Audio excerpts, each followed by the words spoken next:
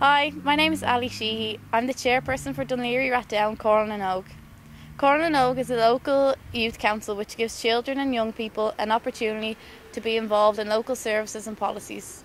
It is run in 34 local authorities throughout Ireland by the Department for Children and Youth Affairs. At our AGM in September, young people from an array of social backgrounds voted on the issues that matter to them. The main issues picked were underage drinking and a lack of facilities in the Dunleary Rathdown area.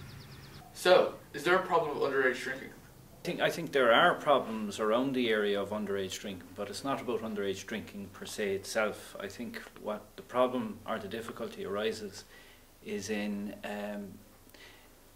I suppose, dysfunctional relationships with alcohol and young people, where people who are underage might decide to go binge drinking, or they might have an attitude that they want to get drunk with drink, or where they allow themselves to behave very negatively under the influence of alcohol.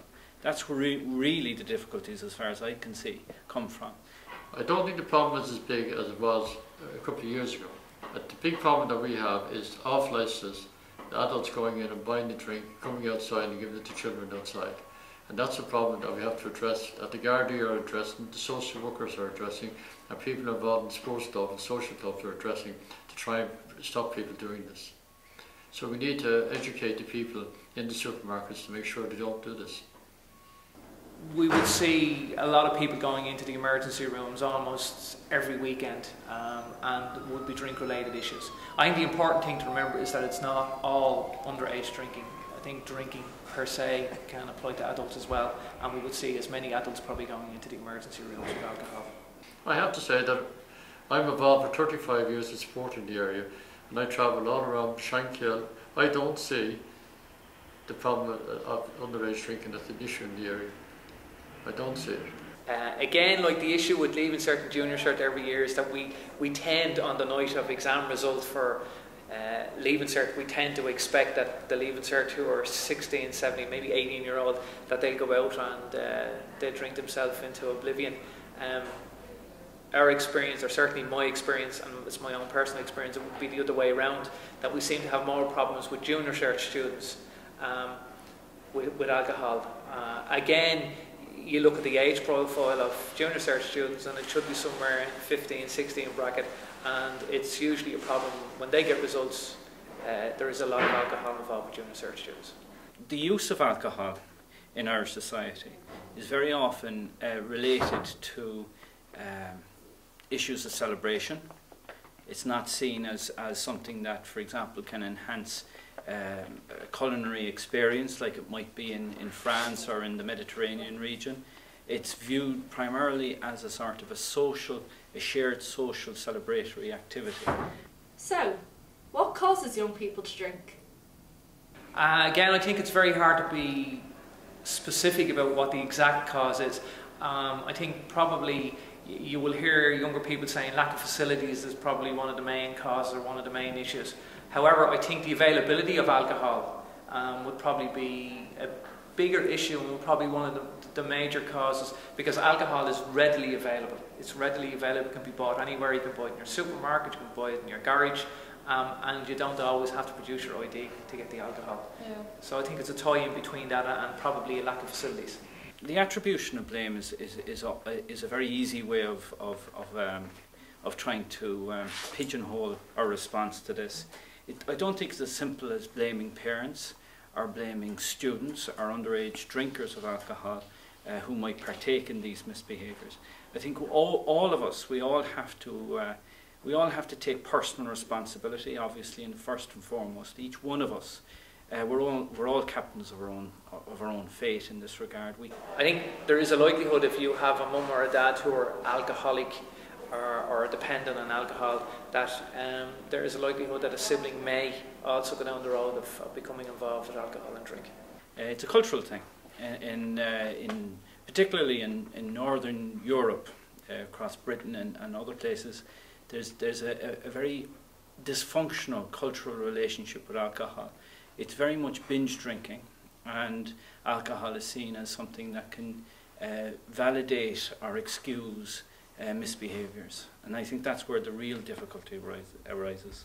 Do youth facilities combat underage drinking? There was a perception up to a few years ago that it wasn't facilities.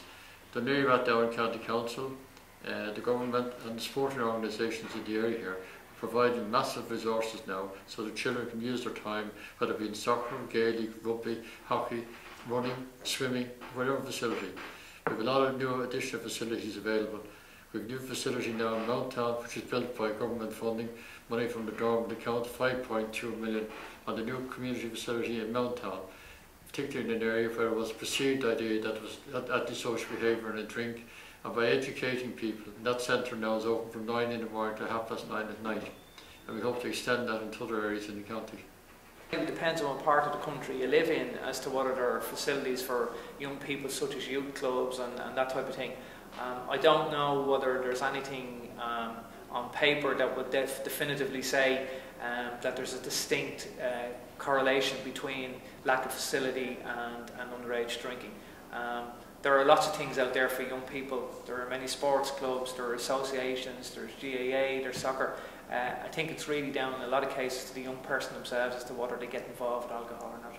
We're in Dún Laoghaire Rathdown, we're actually very lucky with the sports facilities we have, because we have a huge range of built sports facilities, but we also have parks, the seafront itself, the mountains. For example, we have the Mountains to the Sea Books Festival, which shows the fact that for us as a county we're lucky. Sports facilities doesn't have to be built sports centres or sports halls. It could be anything from a park to a plain pitch grass area. Once you can play sports on it, it's a sports facility to us. But actual built sports facilities, we have a range of things such as the public leisure centres. It's called DLR Leisure Services, which we'd have Meadowbrook Leisure Centre, you'd have Monkstown, some people call it the Blue Pool, you'd have the one in Glenalbyn, which is a swimming pool, and you'd also have one in Loughtonstown, which at the moment is a leisure centre, but they're building a pool there as well. So within the county we've had 190,000 people, and considering that number of people, we actually have a lot of sports centres. Those public ones I mentioned, but you also have the private leisure centres, so hotel gyms, Crunch Fitness, some of the other sports facilities like Leisureplex, huge number of different ranges like golf courses as well, tennis courts. So whatever sport you play, if you're in this county, there's a good chance there's a sports facility that will be able to play that sport in. I think if the individual is committed from early on to sporting activity, personally I think sporting activity is a great thing for young people. If you get involved early on with a sporting activity, be it GAA, hurling, camogie, hockey or whatever, I think you've less time on your hands to want to drink. That would probably be the answer to that one. But I don't know whether there's a direct correlation that if you provided more youth clubs and youth centres, whether everybody would go to them or not. I think that's a completely unrealistic connection or inappropriate connection to make between facilities and the availability of facilities for young people and young people's attitude and behaviour around drink. I don't think the two are connected in any way whatsoever, and the reason why I say that, and I know that this might go against what I would hope for in the future, which is that there are lots of facilities for young people, but I think that the people who would tend to use those facilities by and large would not be the people who would engage in that sort of inappropriate relationship with drink. I believe facilities should be improved for young people, and I'm wholeheartedly behind that initiative. But at the end of the day, the preponderance of young people, in particular social groups, to binge drink or to misbehave with regard to their relationship with drink is completely unrelated to the availability of resources, in my opinion. So what can we do to help? Education itself is going to be crucial in framing and making, I suppose, contextual validity to the way that people approach drinking. For example, SPHE can help people understand the way that peer pressure and a context or a situation or a scenario can lead people to do things that they might regret if they had time to think, or if they had a clearer mind rather than be influenced by the presence of others or the influence of others. There's a new initiative from September coming I'm going to provide all the schools that have transition students right throughout the county. I'm going to do a quiz with the transition students, an inter-schools quiz. A will be on education of drink, drugs and social awareness, and also a competition. And hopefully we can educate them. It's a further method of educating them on the antisocial behaviour and the benefits of not of drinking. Our research has shown there are many different views on these issues, but we hope we have shed some light on them.